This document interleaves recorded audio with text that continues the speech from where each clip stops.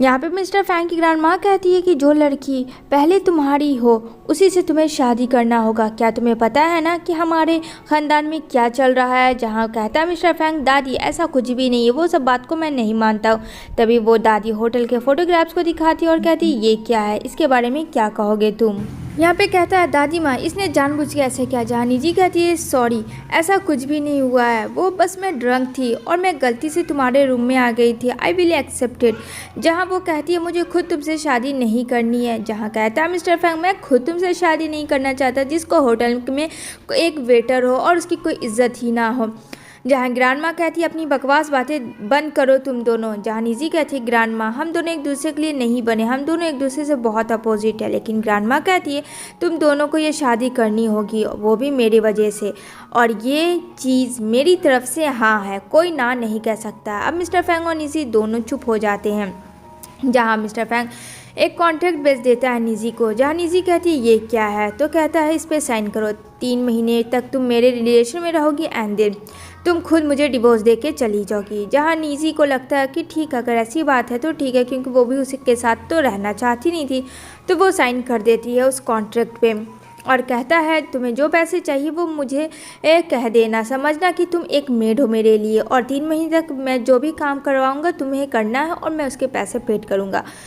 तो बोलती है ठीक है मैं तैयार हूँ, क्योंकि फिर उसे पता था उसके पैसों को भी नीड है और यहाँ पे होटल से भी निकाल दिया गया है। दूसरी तरफ वो हर एक काम करवाता है निजी से। जहाँ मिस्टर फैंग को पानी चाहिए ग्लास का, चाहे गर्म पानी हो, ठंडा पानी हो, ड्रिंक हो, कॉफ़ी हो, नाश्ता हो, लेकिन निजी चुपचाप से करती है। तभी नॉक नॉक होता है, दरवाजे पे कोई आया होता है। जैसे दरवाज़ा खोलती है तो वहाँ सिया होती है।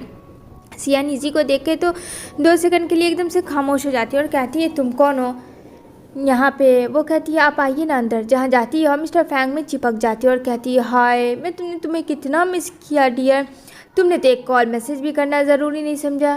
तो वैसे एक बात बता, ये लड़की कौन है। जहाँ कहता है मिस्टर फैंग कौन ये। अब वो बोले तो क्या बोले, अब वो सिया को बता भी नहीं सकता था। यहाँ पे दोनों के बीच में तो ऐसा कुछ भी नहीं था, अब उसको बोलने में भी ख़राब लग रहा था। जहाँ सोचती है निजी कि मिस्टर फैंग कुछ नहीं बोल पाएंगे, तो वो खुद कहती कि वो नैनी है। जहाँ काफ़ी ज़्यादा सिया गुस्सा करती है और ड्रिंक का बॉटल जो होता है फेंकती है, जिसकी वजह से निजी को चोट लगती है। इतना करके वो वहाँ से चली जाती है। जहाँ मिस्टर फैंग आता है और कहता है आई एम सो सॉरी, तुम्हें चोट लगी है। कहती है तुम्हें इससे क्या मतलब। वो उस बॉटम को लेके रखी हुई होती है। जहाँ नज़र पड़ती है मिस्टर फैंग की और कहते हैं कि ये तुम्हारे पास क्या कर रहा है। जहाँ कहती है निजी छोड़ो, ये मेरे फ्रेंड ने मुझे दिया था, तुम कौन होते हो। लेकिन उसका वो जो बॉटम था फ्रेंड, वो किसी और का नहीं मिस्टर फैंग का था। जहाँ मिस्टर फैंग समझ जाता है कि ये बचपन में जो कि हेल्प की थी वो कोई और नहीं निजी ही है। तभी उतने में सिया आ जाती है और सिया कहती है कि क्या कहा तुमने मेरे फियांसे से ऊंची आवाज़ में बात की और उसे जड़ देती है गाल पे। जहाँ मिस्टर फैंग तो एकदम चुप हो जाता है, कहता है कि तुम कौन होती हो मारने वाली। सिया को बोलता है, सिया कहती है तुम मेरी साइड के वजह इस लड़की के साइड ले ली धूप कौड़ी के। यहाँ पे वो बटम को कहती है देख कर कि ये बटम मैंने दिया था तुम्हें, क्या तुम भूल गए, क्या तुम्हें याद नहीं है बचपन की वो सारी मेमोरीज। जहाँ पे मिस्टर फैंग समझ जाता है कि यहाँ पे सिया तो फ्रेंड झूठ बोल रही, क्योंकि निजी से अभी उसने लिया होता है और यहाँ पे उसे लगता है सिया को कि मिस्टर फैंग के पास पहले से वो बॉटम है।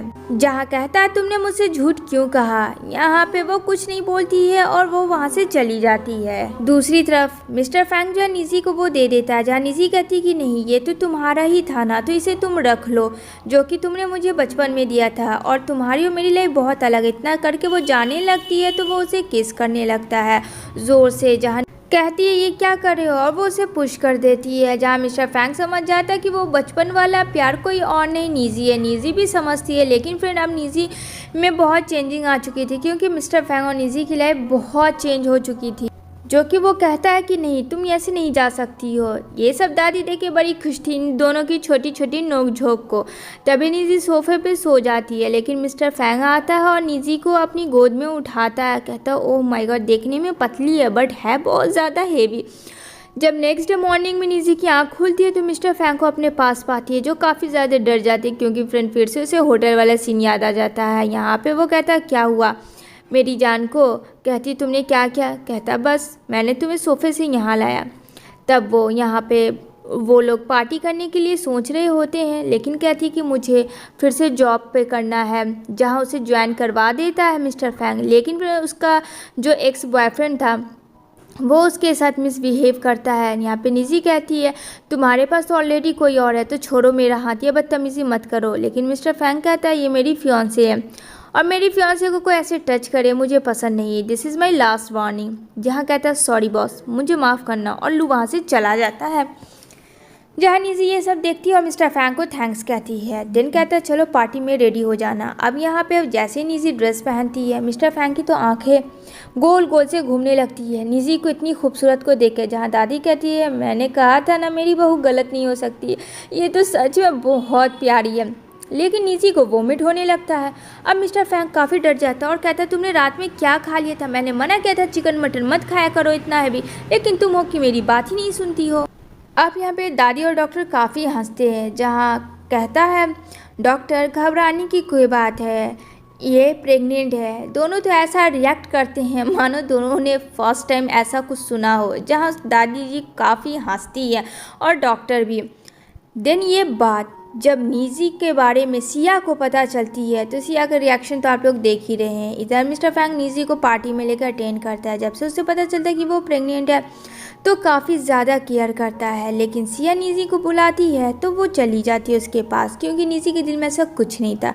तभी कहती है सिया ओहो सुनने में आया तुम मिस्टर फैंग की बेबी की मम्मी बनने, अगर उस बच्चे को मार दिया जाए तो कैसा लगेगा। ओहो बच्चा तो दुनिया में आने से पहले ही मर जाएगा। निजी कहती है क्या कहने का मतलब है तुम्हारा सिया, और यहाँ पे वो उसे पुश करती है। जहाँ निजी भागती है और कहती है देखो ऐसा मत कुछ करो, मैंने तुम्हारे साथ क्या किया। कहती है तुमने तो सब कुछ छीन लिया, मेरा प्रॉपर्टी, मेरा बैंक में ना बैलेंस ही तुमने छीन लिया। जहाँ मिस्टर फैंग आता और कहता है निजी को छोड़ो, सिया तुम्हें जो चाहिए वो मैं दूंगा, पर निजी को तुम छोड़ दो। कहते है ठीक है तुम्हें साइन करना होगा। जहाँ वो तैयार हो जाता है और साइन करता है, सारी प्रॉपर्टी जो है फ्रेंड वो सिया के नाम पे दे देता है। लेकिन मिस्टर फैंग कहता है अगर किसी को कुछ हुआ तो फिर मैं ये पेपर पे साइन नहीं करूँगा, अब तुम सोच लो तुम्हें क्या करना है।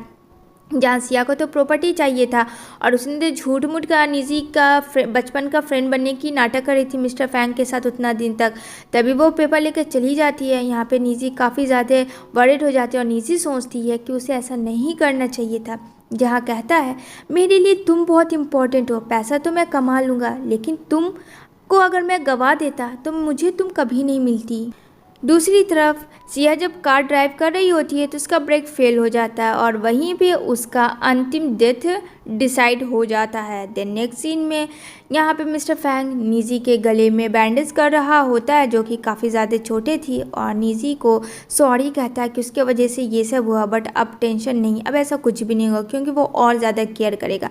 दादी माँ ये सब देख के काफ़ी ज़्यादा खुश थी, लेकिन यहाँ पे वो थोड़ी टेंशन में आ गई थी। जहाँ कहता है मिस्टर फैंग दादी माँ डोंट वरी, इसकी जिम्मेदारी मेरी है। और तीनों लोग हंसी खुशी रहने लगते। इसी के साथ ये सीरीज़ यहीं पे एंड होती है।